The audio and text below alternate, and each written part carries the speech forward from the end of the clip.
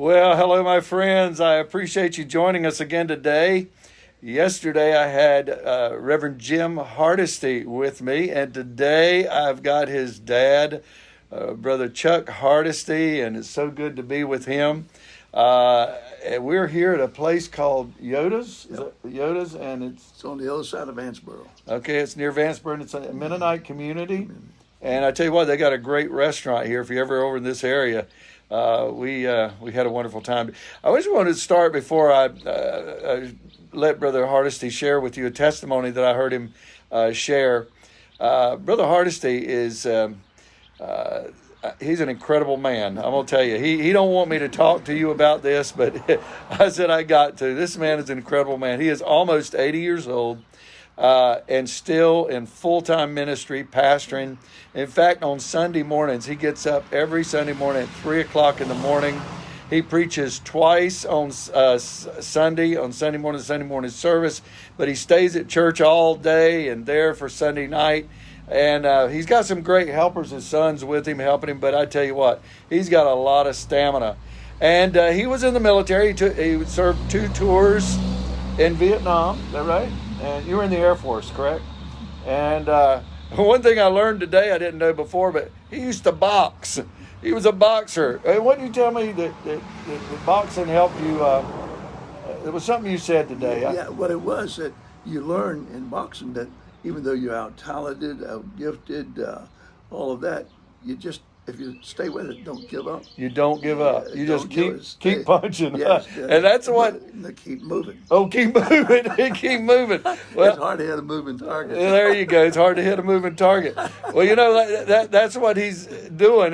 That response was the stamina that you have in ministry. I asked him, how does he keep going? And he said he told me he was a boxer, and he said you just got to keep moving. You never give up. And but I commend him for this, and God's doing a great work here down in Pelletier is where his church is at.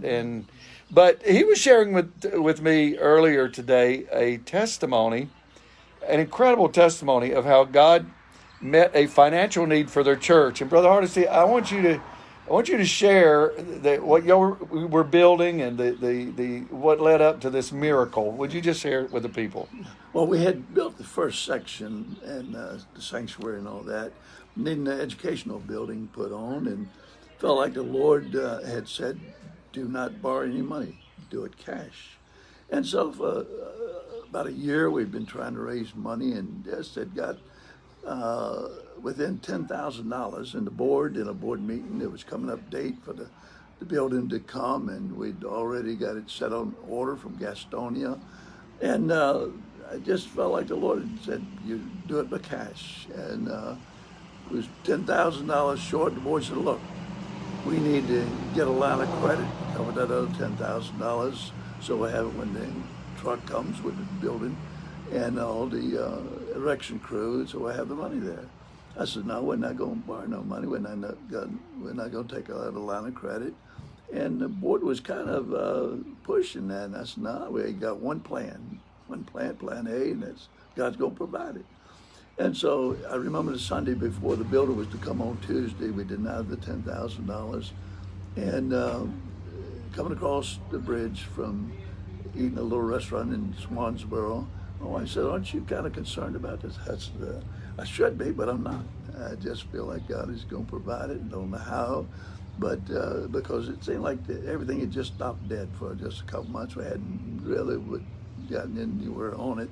People had thought they'd give all they could give, and so we was $10,000 short. So that Tuesday morning when the building arrived for Gastonia, That's a long way, Gastonia to Pelletier. Long way. Tractor and trailer come in there, loaded to the hilt, and then a van loaded down with a direction crew that was going to set it all up.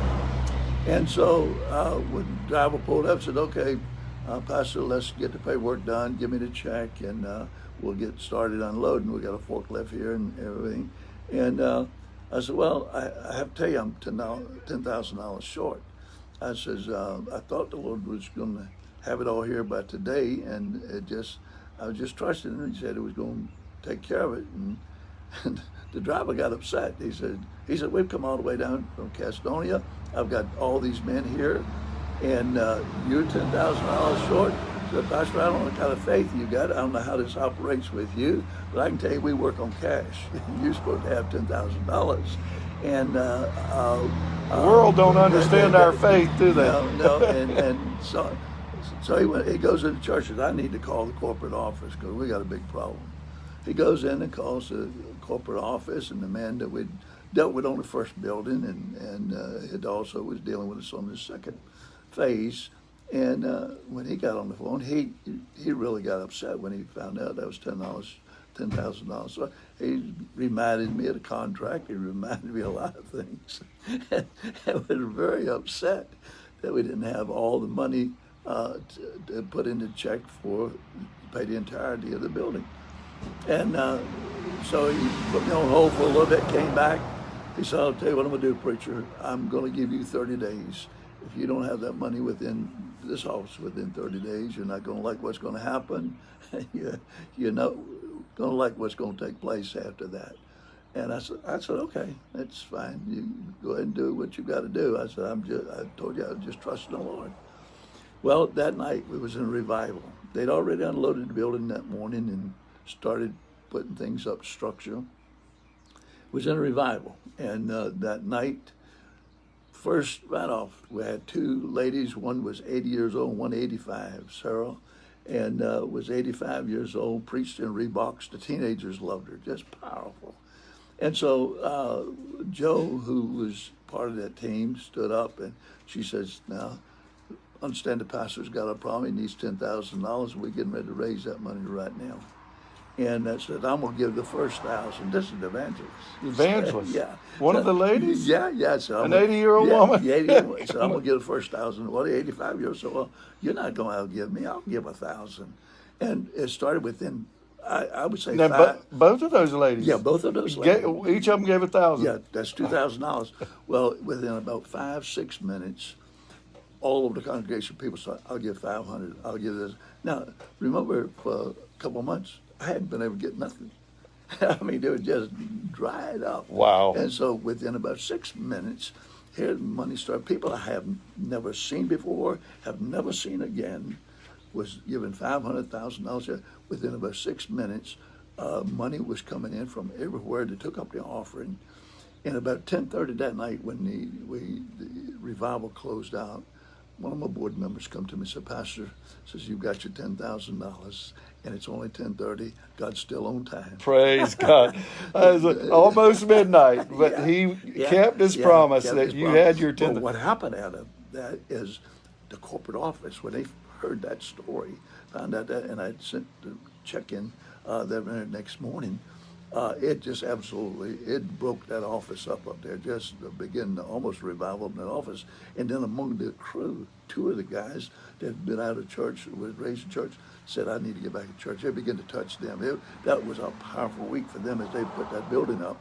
And the story, what was happening there, just an incredible time. So God works in many different ways. So he was right on time. Right on time. The corporate office thought he wasn't. Yeah.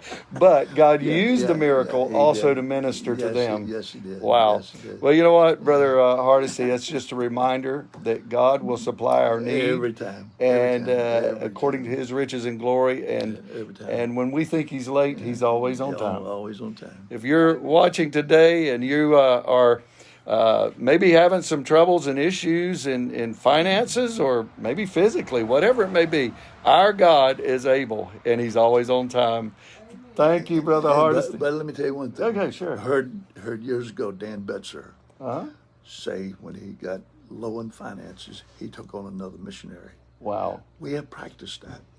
Over the years, we've taken over 50-some missionaries. We have a missions house, But every time we got to a tough spot, we took on another missionary. It works.